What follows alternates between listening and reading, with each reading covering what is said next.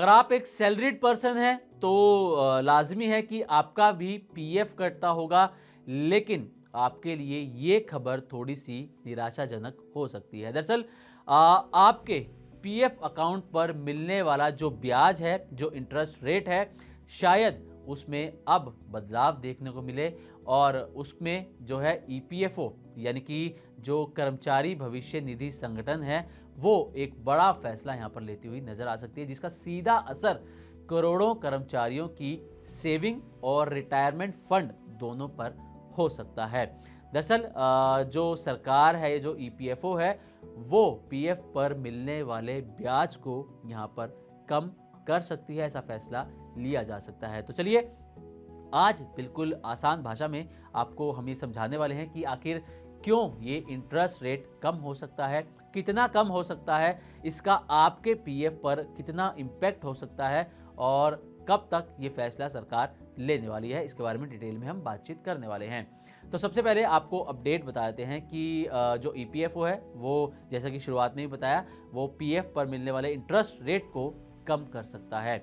आपको बता दें कि FY26 के लिए जो पीएफ रेट है या फिर जो इंटरेस्ट रेट है पीएफ पर जो इंटरेस्ट मिलता है, उसको घटाकर ईपीएफओ 8% से लेकर 8.20% तक कर सकती है। इसके बीच में इंटरेस्ट रेट फाइनल हो सकता है।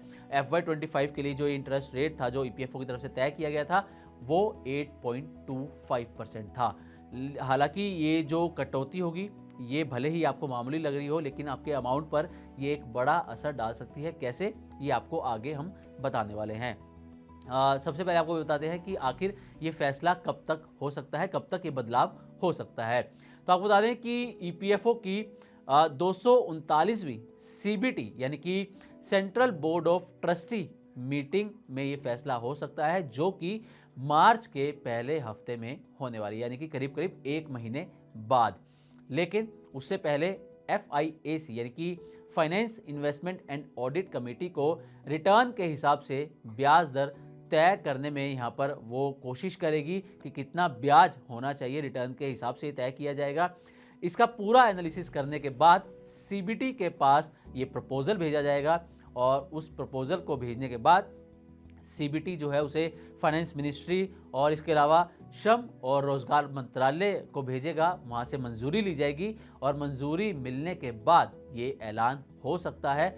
यानी कि आपके जो पीएफ पर इंटरेस्ट रेट मिलता है, या तो वो घट सकता है या फिर हो सकता है कि उसे स्थिर भी रखा जाए, यानी कि 8.25% पर। अब सबसे बड़ा सवाल ये उठता है कि आखिर ये जो इंटरेस्ट रेट है पीएफ पर, वो क्यों घट सकता है, सरकार ऐसा क्यों करने की प्लानिंग में है, या फिर ईपीएफओ क्यों करने की प्लानिंग में है। दरअसल ईपीएफओ ब्याज दर तय करते समय सबसे बड़ा ध्यान जो है, ये सबसे बड़ा जो फोकस है उसका ये रहता है कि उसका जो कॉर्पस है, जो पूरा फंड है, वो कमजोर ना पड़े। अगर ब्याज बहुत ज्यादा रखी जाए, जो ब्याज दर इंटरेस्ट रेट है ज्यादा रखी जाए, तो ईपीएफओ को अपना पैसा वापस देने में यहाँ पर मुश्किल हो सकती है। आपको ज्यादा इंटरेस्ट देने में, आपका पैसा लौटाने में उसको मुश्किल हो सकती है। इसके अलावा कुछ और रीजंस हैं जो चर्चा में है। एक तो ये कि प्रधानमंत्री विकसित भारत रोजगार योजना के तहत अब ईपीएफओ में ज्यादा लोग शामिल हो रहे हैं, जिससे ब्याज देने का जो बोझ है वो सरकार के ऊपर कहीं ना कहीं बढ़ सकता है, ऐसी उम्मीद लगाई जा रही है। इसके अलावा अगर पॉजिटिव साइड पर देखा जाए तो राजनीतिक वजहों से कुछ ऐसा निर्णय लिया जा सकता है कि क्योंकि बहुत सारे राज्यों में इलेक्शंस होने वाले हैं, तो हो सकता है कि इससे ये सरकार फैसला ले कि इंटरेस्ट रेट को वही रखा जाए, यानी कि स्थिर रखा जाए, जो 8.25% पर है, इसको घटाया ना जाए, अगर राजनीतिक इसका एक एंगल देखा जाए तो ये कुछ रीजंस है जो हमने आपके सामने रखे। अब एक बड़ी चीज़, बड़ी कैलकुलेशन आपके सामने रखने वाले हैं कि अगर ब्याज दरें घटती हैं तो आपके पीएफ पर कितना क्या असर हो सकता है।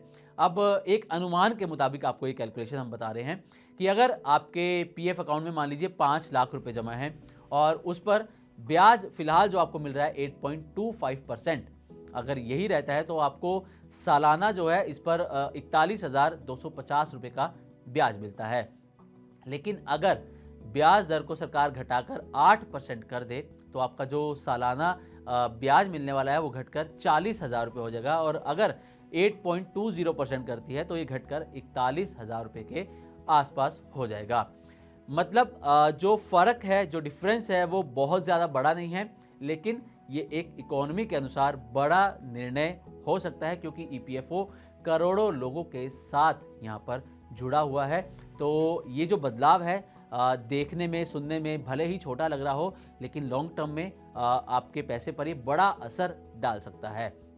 तो ये तो हो गई पीएफ पर इंटरेस्ट रेट की बात, लेकिन एक और ज़रूरी पहलू वो है वेज सीमा, यानी कि वेज सीलिंग। दरअसल ईपीएफओ केवल तभी पीएफ कवर करता है जब आपकी सैलरी कुछ लिमिट के अंदर होती है।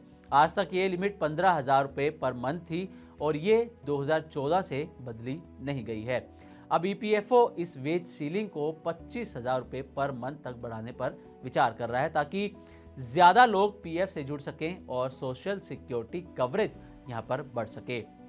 साथ ही सुप्रीम कोर्ट ने भी ये कहा है कि वेज सीलिंग को बढ़ाने की अब ज़रूरत है, क्योंकि आज की जो महंगाई है, इन्फ्लेशन है, इसमें 15,000 रुपये रोज़ जो है वो कवर करना सही नहीं है। जो 15,000 की लिमिट रखी गई है, इसलिए इसको अब यहाँ पर बढ़ाना चाहिए। और देखना ये होगा कि अब मीटिंग के अंदर क्या फैसले लिए जाते हैं पीएफ के इंटरेस्ट रेट पर और वेज सीलिंग को लेकर। तो उम्मीद करते हैं कि हमारी तरफ से दी गई जानकारी आपको अच्छी लगी होगी। इसी तरह की और भी वीडियोस के लिए देखते रहें मनी 9 और सब्सक्राइब करें हमारा यूट्यूब चैनल।